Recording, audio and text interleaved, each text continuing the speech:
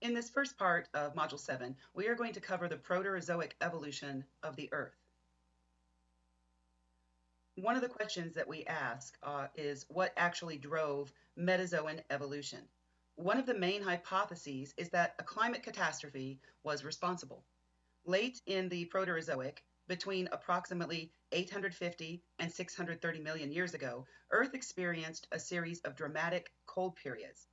Sedimentary deposits imply episodes of massive and widespread glaciation.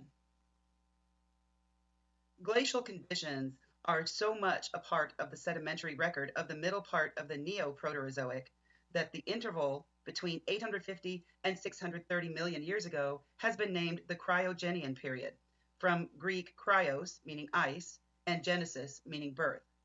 These photos show what are called drop stones.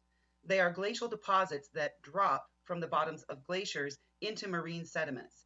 They are found all over the world for this period of time. During the Proterozoic, the Earth experienced 2 to 4 episodes of global glaciation during the Cryogenian period between 850 and 630 million years ago. The Cryogenian was followed by the Ediacaran period between 630 and 542 million years ago. Both the Cryogenian and Ediacaran periods are associated with banded iron formations and capped by carbonate rocks. This is significant because, as we know, banded iron formations relate to excess iron dissolved in the oceans and are often associated with a slowdown in biological productivity, since iron is a major nutrient for marine organisms. The fact that these banded irons are capped by carbonate rocks indicates an uptick in biological activity after the glaciation events. There are two hypotheses for these glaciation events: snowball and slushball Earth. Both have different implications for the physical and biological Earth. The snowball Earth model proposes that the ocean's surface froze to the equator with a surface temperature of approximately negative 40 degrees Celsius. The only surviving life with this model would have existed around cracks in sea ice or around seafloor hot vents. In the top illustration, you can see a visual representation of snowball Earth with periods of near complete surface freezing, followed by a period of hothouse conditions. There are places near the equator where refugia may have existed and allowed life to continue to evolve. The bottom illustration is a good representation of slushball Earth, with several less than completely frozen, patchy, short-lived glaciations. One possible reason for these glaciation events may have been the breakup of Rodinia, a Mesoproterozoic supercontinent that left many smaller continents near the equator. Climate change could have occurred due to new weather patterns. Additionally, carbon dioxide was likely sucked out of the atmosphere due to weathering and erosion of the separated land masses. During snowball Earth, the temperature drops due to a reduced greenhouse, and pack ice builds up on poles and continental glaciers in the mountains. This creates a positive feedback loop where ice increases the albedo, drops the temperature further, the ice spreads more, albedo increases, etc. Albedo is the solar radiation reflectivity percentage of a surface. This positive feedback would cause pole to equator glaciation. As a result, the hydrologic cycle stops and erosion stops, ice thickens to hundreds of meters to 1 kilometer, the photic zone becomes forbidden to life, and the oceans become anoxic.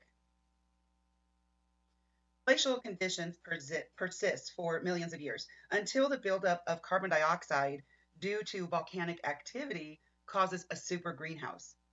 Volcanoes continue to erupt until enough carbon dioxide in the atmosphere was at concentrations large enough to trap solar heat and melt ice. The volcanoes erupted around 350 times more carbon dioxide than is in our present atmosphere. So extremely fast melting ensued, followed by a super hot world with massive rapid deposition of carbonates and massive blooms of organisms due to nutrients deposited by the melting ice. Finally, weathering and photosynthesis brought down the CO2 levels and the world recovered biologically. The slush ball Earth concept proposes a less than completely frozen Earth with a stable climate, low latitude continental ice sheets, and seasonal floating sea ice over much of the world's oceans. This hypothesis is supported by computer models. The slush ball model hypothesizes an atmosphere with 2.5 times less than today's CO2. Slush ball Earth would have encouraged major evolution among eukaryotes due to little or no seasonal fluctuation in the climate of the surface water of the tropics, which would have remained open with active surface mixing and upwelling of nutrient-rich water in these open equatorial areas. There would have been dramatic year-round production of cyanobacteria and algae. The surface water would have basically been paradise for plankton. Regardless of which hypothesis is correct, by the end of these great glaciations, phosphate levels in the ocean reached their highest levels in Earth history. The eukaryotes evolved rapidly, and oxygen levels in surface waters and the atmosphere increase.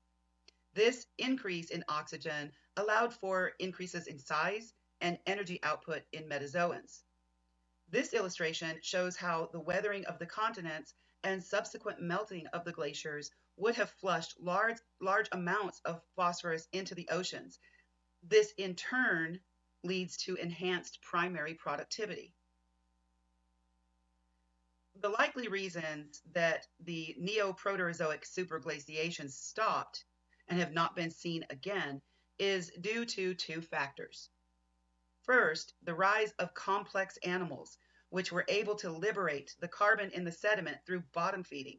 Previously, the carbon was simply trapped in sediment. And the ever-increasing brightness of the sun.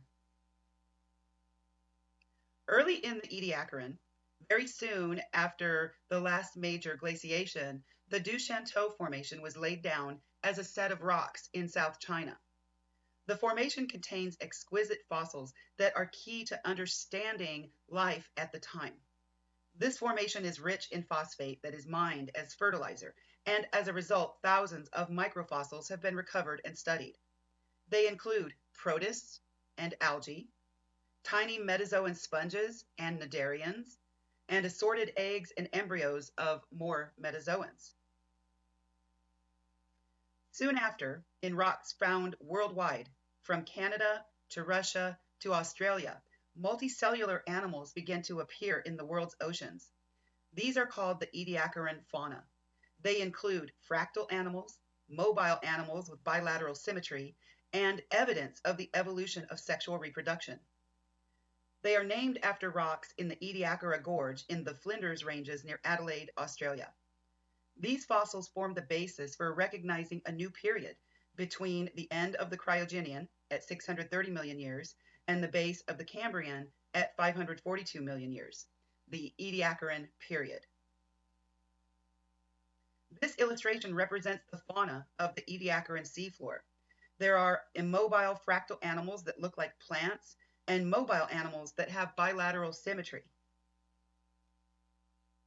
This is the end of part 1, which introduced us to the evolution of the Earth and a great climate catastrophe. Next, we will look at how to build a metazoan.